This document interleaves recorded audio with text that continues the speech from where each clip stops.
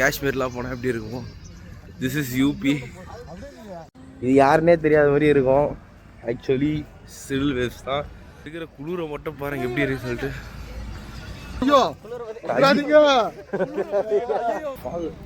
5 degree Celsius இருக்கு. பேச பேச பெங்களூரு வர டே பயங்கரமா இருக்குடா. இதெல்லாம் போடாம வந்தீங்கன்னா அடுத்த நாளே படுக்க வேண்டியதுதான். இங்க காலையில பின்ன மிஷின் டிசைன் எக்ஸாம் இருக்கு. இப்போ போய் டிசைன் வேற போடணும். இதுதாங்க வாழ்க்கை. ஊரில் பொங்கல் கூட இருக்க முடியாமல் இப்படி வந்துட்டுருக்கோன்னா எல்லாம் ஒரு காரணமாக தான். பாருங்க பச்சினே போயிட்டு